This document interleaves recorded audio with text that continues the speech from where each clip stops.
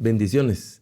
Hemos estado meditando acerca de la complejidad de la tarea homilética, pero a la misma vez hemos estado meditando acerca de la importancia, el impacto y la necesidad de la tarea homilética. No podemos renunciar a ella, pero corremos el riesgo de que si no somos sumamente cuidadosos, vamos a cometer muchos errores. En este video quiero platicar acerca de algunos vicios en los que podemos caer y deficiencias también que podemos estar manifestando al momento de prepararnos para un sermón.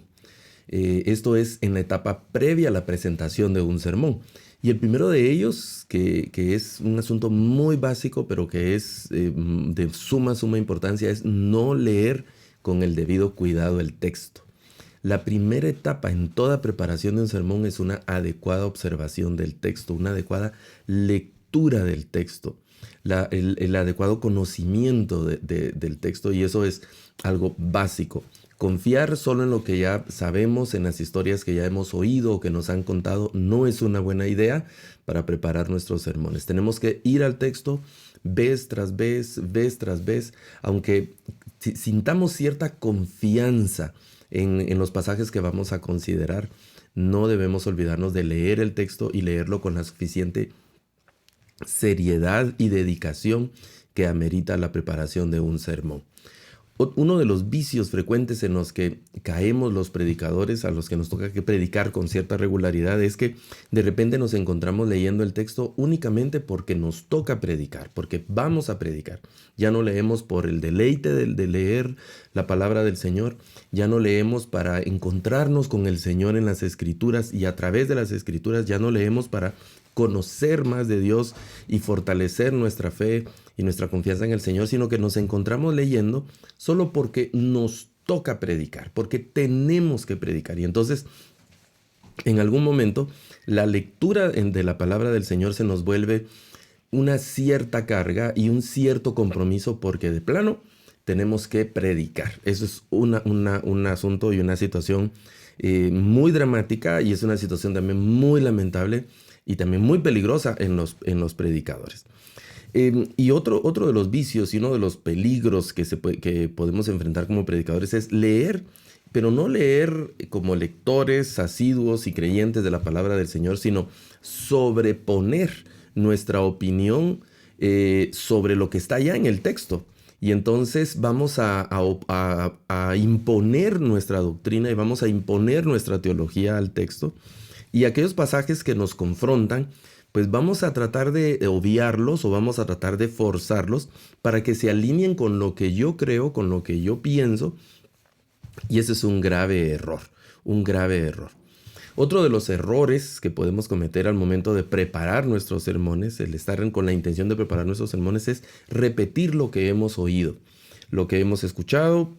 Pensamos que un determinado pasaje está ya amarrado y anclado y está ya, pues diríamos tal vez como quemado, o ya, no sé, como ya no se puede decir más de un determinado pasaje porque lo hemos oído muchas veces, y solo repetimos lo que estamos escuchando, lo que leemos en un libro, de los libros que hay de tantos autores.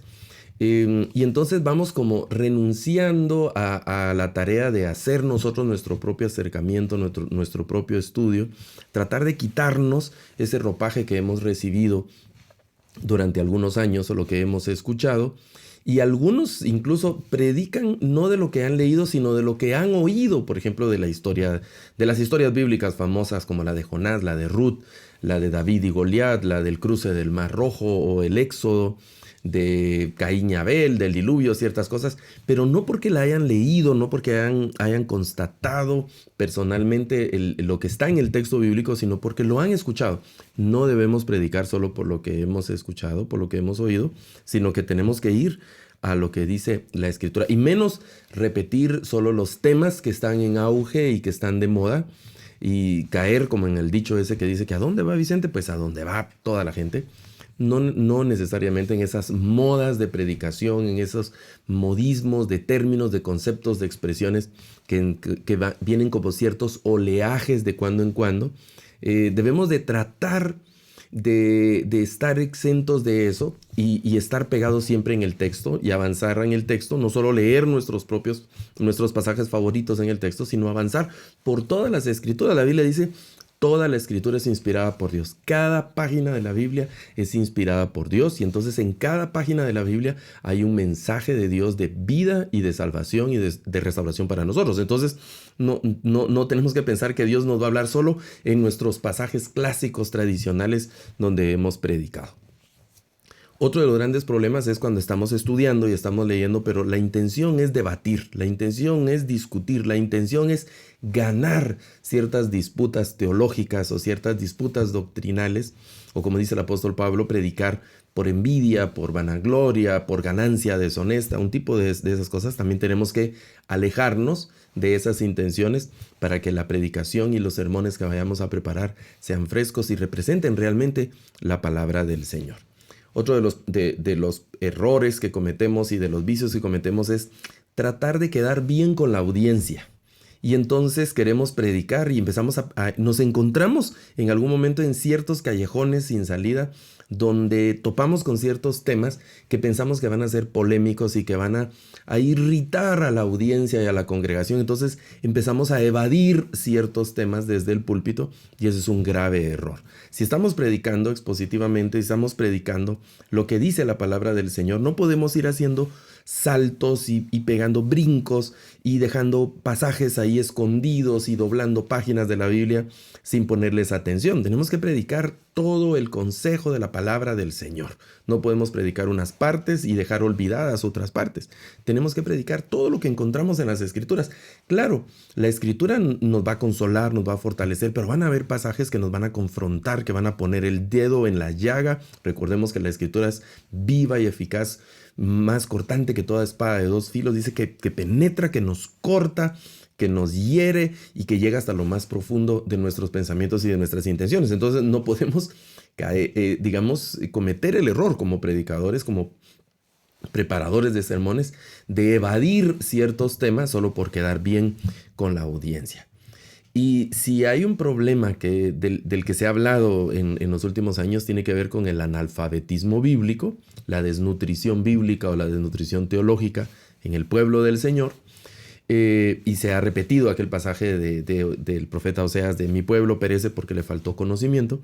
Si es grave la situación de que el pueblo de Dios le falta conocimiento, es muchísimo más grave que al predicador le falte conocimiento. Y de hecho, en ese pasaje, en el contexto del capítulo 4 de Oseas, donde está ese pasaje, la crítica no es hacia el pueblo, sino la crítica es hacia los sacerdotes que se tenían que preparar y que tenían que conocer la palabra del Señor, la ley del Señor, y así enseñársela al pueblo. Pero ellos habían rechazado el conocimiento, ellos habían rechazado la integridad, la consagración, habían olvidado lo importante de su oficio y lo importante de su labor entre Dios y los hombres, enseñándole al pueblo a distinguir entre lo santo y lo profano. Ellos lo habían olvidado, se habían dedicado a otras cosas, y entonces la consecuencia es que al pueblo le faltaba conocimiento, y como le faltó conocimiento, entonces el pueblo pereció. Por eso es que los que somos predicadores hemos sido llamados al oficio de la palabra del Señor, de la administración de la palabra del Señor. Tenemos que estar constantemente estudiando, preparándonos y conociendo, no apoyándonos, como dice el proverbio, nuestra propia prudencia, sino con humildad acercándonos cada vez a las Escrituras. Y uno de los más graves problemas y más graves errores que podemos cometer como predicadores es no orar. Abandonar nuestra oración, abandonar nuestra dependencia del Señor, porque entonces quedamos a expensas solo de nuestro intelecto, de nuestra racionalidad, de nuestra humanidad. Y el apóstol Pablo dice en Corintios que la mente natural no es posible, con esa mente natural no es posible comprender las cosas espirituales, porque se tienen que discernir de manera espiritual. Entonces tenemos que ir a la oración, pero no hacer la oración así como en aquella parábola del publicano y el fariseo, donde el fariseo estaba de pie con su rostro al cielo diciendo: yo pues hago esto, hago lo otro, sino como el publicano, estar ahí, el pecador quebrantado, siempre asumiéndonos necesitados de la gracia del Señor, asumiéndonos necesitados de la sabiduría, del entendimiento del Señor. Y aunque tengamos muchos años y tengamos mucho conocimiento y hayamos leído muchos libros y hayamos obtenido muchos títulos, siempre vamos a estar necesitados de la gracia, de que el Señor nos tome de su mano y que nos guíe, como dice el apóstol Pedro al final del primer capítulo en la segunda carta, que los santos hombres de Dios fueron guiados, fueron tomados. La imagen es como de alguien que toma de la mano y lo encamina en un lugar donde no conoce. Por eso es que necesitamos estar constantemente en oración, necesitamos estar constantemente en una vida devocional activa, ferviente, y que sea genuina, no solo de frente al público, no solo frente a los hermanos. En el púlpito cerramos los ojos y ponemos una cara así de santidad, sino que sea una verdadera vida de oración acompañado de la palabra del Señor. Eso va a hacer de nosotros grandes predicadores, y esa palabra que el Señor va a poner en nuestros labios va a ser un instrumento de transformación para la gloria de su nombre y en beneficio de aquellos que nos escuchan. Que el Señor les bendiga. Un gran abrazo.